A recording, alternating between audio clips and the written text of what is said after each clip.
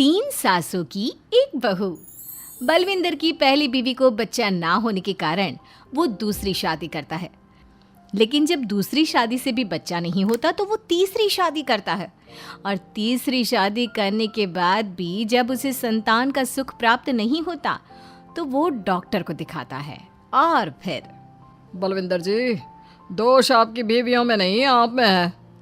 आप में ही कुछ मेडिकल रीजंस की कमियां हैं जिनके कारण आप कभी भी किसी बच्चे के बाप नहीं बन सकते। अरे बाप रे, ये तो घोर समस्या हो गई। एक बच्चे का बाप बनने का मेरा सपना था और आज वही चूर चूर हो गया। तीन बीवियों में पहली बीवी इंद्राणी, दूसरी बीवी सुधा और तीसरी बीवी कलावती। मुझे एक माँ बनने का सौभाग्य प्राप्त करना है। मुझे भी, इसीलिए तो मैंने शादी की थी।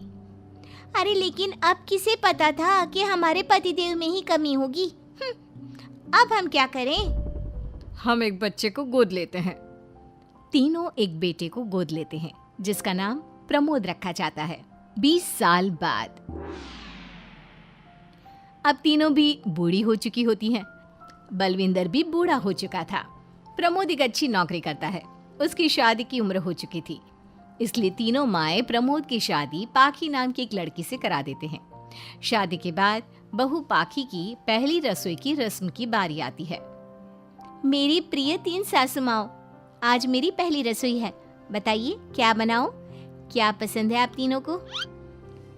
बहू तू ना कढ़ाई पनीर, सूजी का हलवा और पुदीने की चटनी बना दे। अरे नहीं नहीं, ये क्या पसंद है। अरे पाखी बहू, तू छोले भटूरे, सरसों दा साग और मक्के दी रोटी बना और पंजाबी लस्सी भी बना दे। ओफो, सच में मेरी सौतन हो, खाने के मामले में तुम्हारा टेस्ट और चॉइस दोनों भी बकवास है। बहू, नॉर्मल सिंपल सात्विक भोजन बना दो और हलवा पूड़ी खीर का भोग चढ़ा दो भगवान को मंदिर में। अरे कैसे तुम दोनों अपनी मनमानी कर रही हो? मैं तुम दोनों से पहले आई थी बलविंदर जी के जीवन में, और तुम दोनों से उम्र में भी मैं बड़ी हूँ। इसका मतलब मैं पाखी बहू की बड़ी सास हुई नहीं। उम्र बस एक अंक होती है। मैंने सबसे ज़्यादा देखभाल की है प्रमोद की, इसलिए मैं एक सास होने का ज़्यादा हक रखती हूँ। पाखी बहू, तुझे मेरी बात माननी होगी। नहीं, तू मेरी बात मानेगी। जो मैंने कहा है वही तू करेगी। नहीं, मेरी बात मानेगी वो। नहीं मेरी। तीनों सास आपस में चिल्लाने लगती है और फिर वहां पर बलविंदर और प्रमोद आ जाते हैं। अरे ये क्या बिल्लियों की तरह लड़ रही हो तुम तीनों सास? पाखी बहू को घर में आए पूरे 24 घंटे भी नहीं बीते हैं। बाकी तुम एक काम करो, तीनों माओं की कही गई डिशेस में से हर एक की 50-50% डिशेस बना दो। लेकिन बस, अब प्रमोद ने कह दिया सो कह दिया। तुम तीनों अब झगड़ना और बहस करना बंद कर दो। पाखी तीनों सासों की कही गई आधी आधी डिशेस बनाती है और इस तरह अपनी पहली रसोई की रस्म पूरी करती है, जिसके बाद उसकी तीनों सास उसे शगुन और नेक देती हैं। फिर एक दिन, अरे पाखी बहू, तुमने अपना सारा काम निपटा लिया है ना?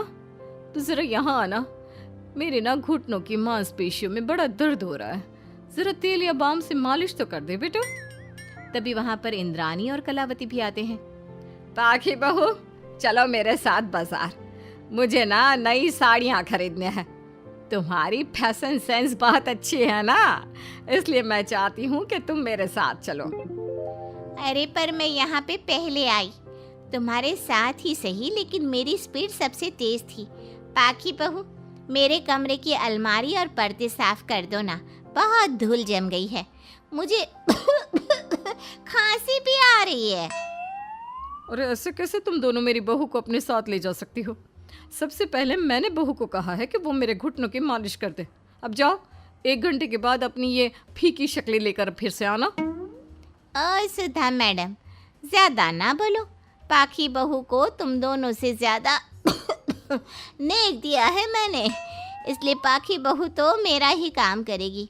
और वैसे भी ये सुशील सर्वगुण संपन्न बहू अपनी इस बेचारी बूढ़ी सास को खांसते हुए कैसे देख सकती है?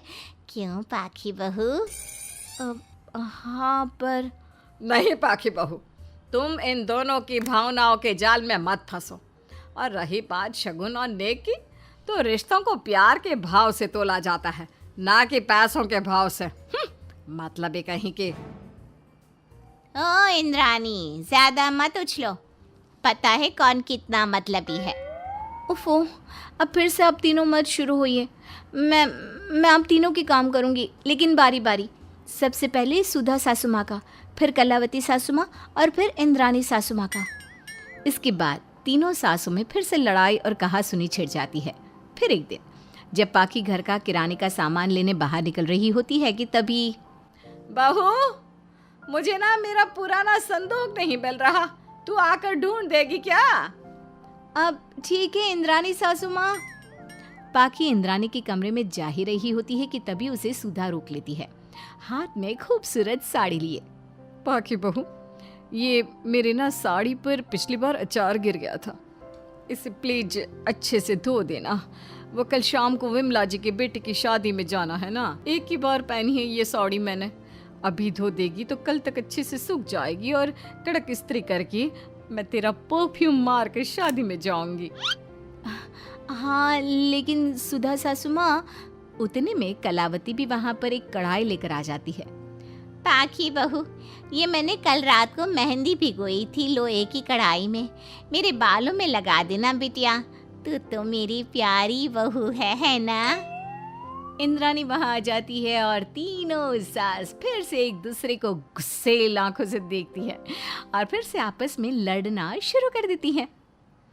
तुम अपने आप को समझती क्या हो? खरीद लिया है क्या मेरी बहू को? ये मेरी बहू है। तुम मेरी पड़ोसन है क्या? ये मेरी भी बहू है और मेरा भी इस पर उतना ही हक है जितना कि तुम्हारा।